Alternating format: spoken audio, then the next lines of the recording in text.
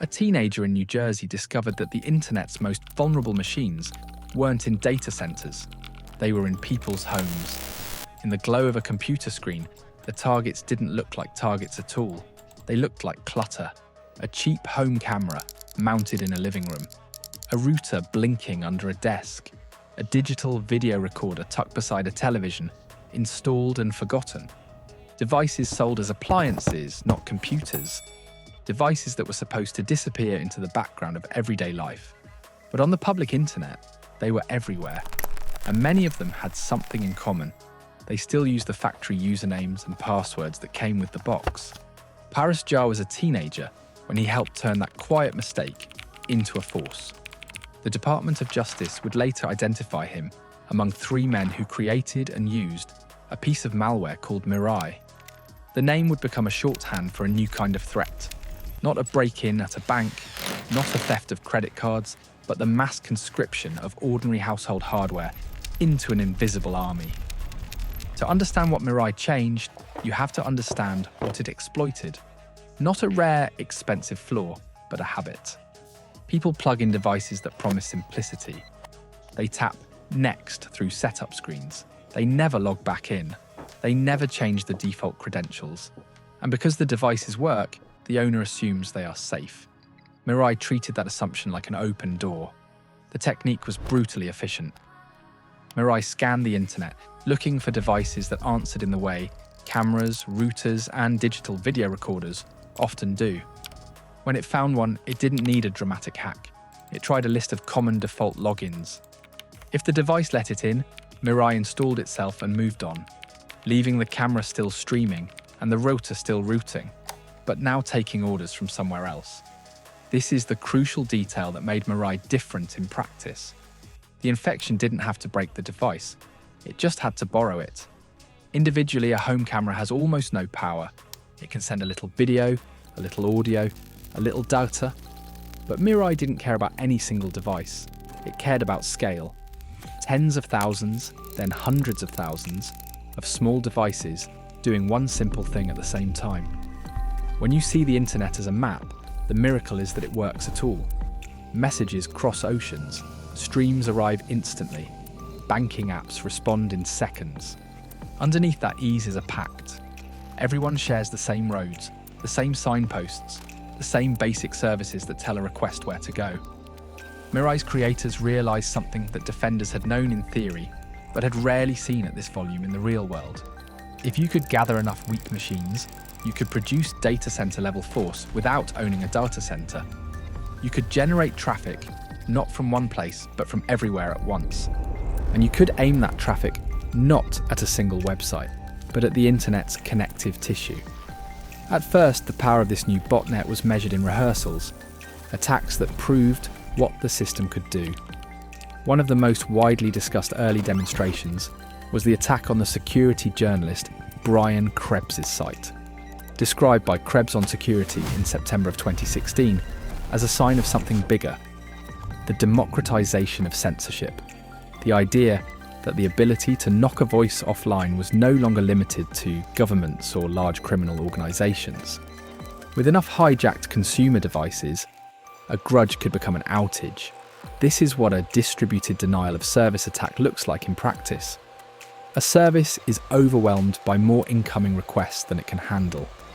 The system doesn't fail because it is broken internally. It fails because it is crowded, like a phone line that can't stop ringing, like a building whose doors cannot close because too many people are pushing in.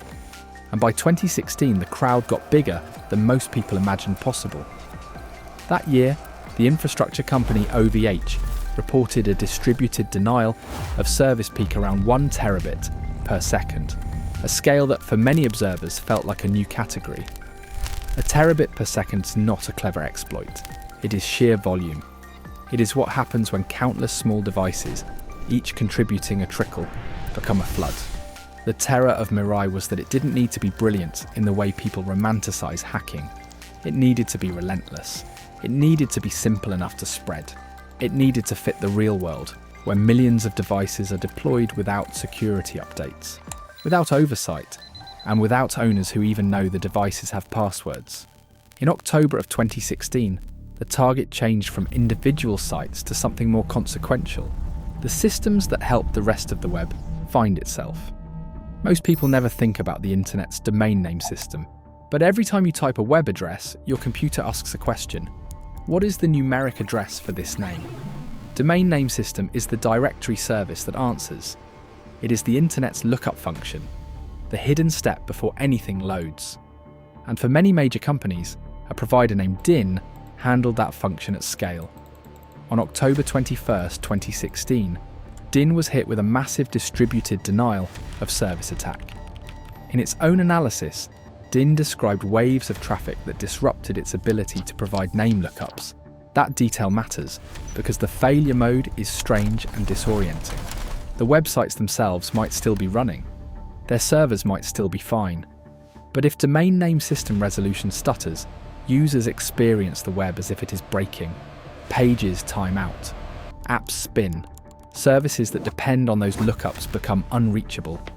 So the outage rippled across the surface of daily life, and it looked from the outside like the internet had suddenly become fragile.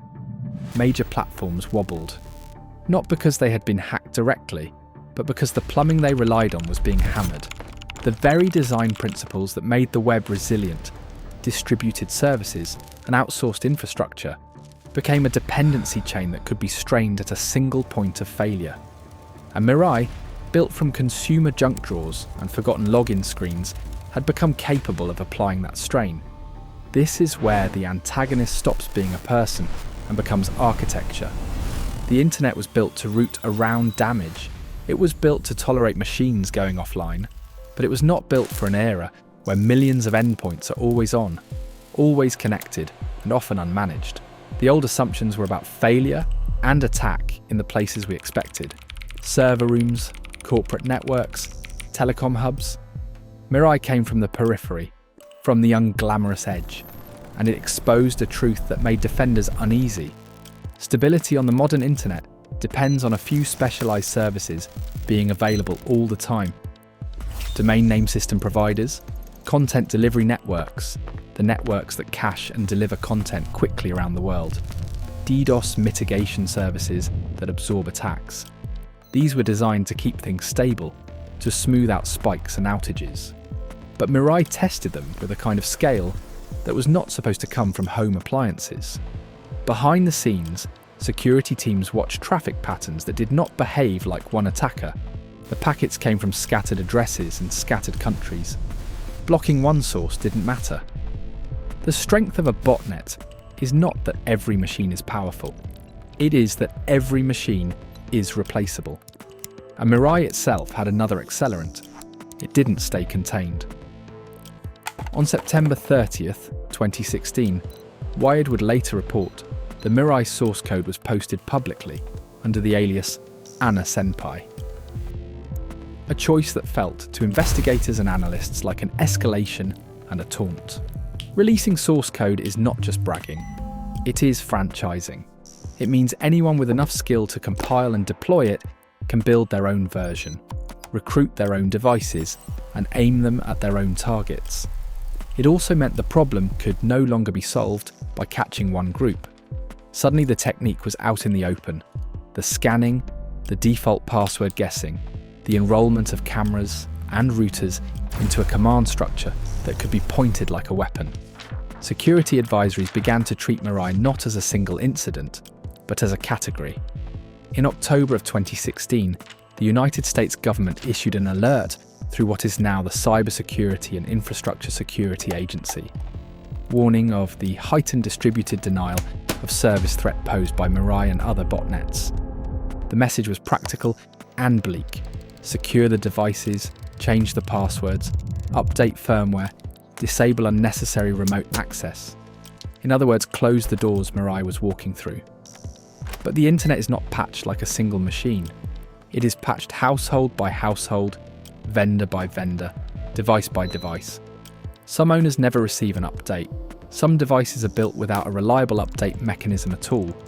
And some vendors have no incentive to support a camera that costs less than a dinner out.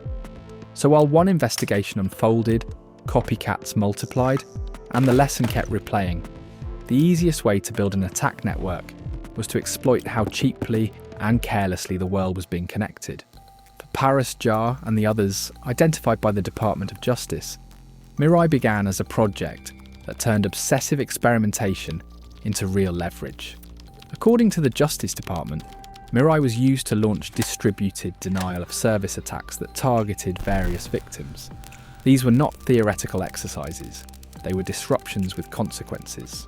And the consequences pulled attention from every direction at once. When major services go dark, it stops being a problem only for security researchers. It becomes a story for the evening news. Businesses lose transactions. Users flood support lines. Engineers scramble to distinguish a routine outage from a coordinated attack. Infrastructure providers reroute traffic, turn on emergency protections, and coordinate with peers. And governments begin asking a different question. Who can do this, and what else can they reach? The investigation that followed would not be the kind of chase the public imagines, a single dramatic trace back to a keyboard. Botnets are designed to smear their fingerprints across innocent machines. But even large conspiracies leak. People talk. Operational mistakes happen. Patterns repeat. And law enforcement, working with private sector telemetry and the slow accumulation of evidence, eventually identifies the human beings behind the alias and the code. In December of 2017, the Department of Justice announced that 3 men, including Paris Jar, pleaded guilty to charges related to creating the Mirai botnet.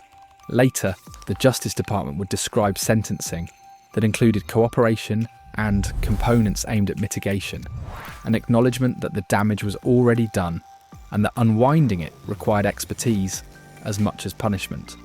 But Mirai's story doesn't end cleanly with a plea, because Mirai was never just a single botnet. It was a demonstration that the edge of the internet had become a weapons factory, that the most common computers on Earth were no longer laptops and servers, but embedded devices that owners rarely think to secure, and that the web's stability rests on services that can be strained not only by sophisticated adversaries, but by teenagers wielding simple automation at massive scale. The lasting impact is not the name Mirai, it is the new mental model it forced into view. If the internet is a city, Mirai showed that the threats weren't only at the banks and government buildings. They were in the suburbs, in the quiet houses with the garage lights on, where cheap devices sat connected to the same streets as everything else. And once enough of those houses were unknowingly drafted, the attackers didn't have to storm the buildings we value. They could clog the roads, they could jam the directories, they could make the entire city feel like it had lost its sense of direction. In the years since, defences have improved and awareness has grown. But the basic dilemma Mirai exposed remains stubborn. We keep connecting more devices than we know how to secure, and we keep centralising trust in services that must never fail. A teenager in New Jersey didn't just build malware, he revealed a pressure point in modern life. When convenience becomes infrastructure, and infrastructure becomes invisible, the weakest machines can decide what everyone else is allowed to reach.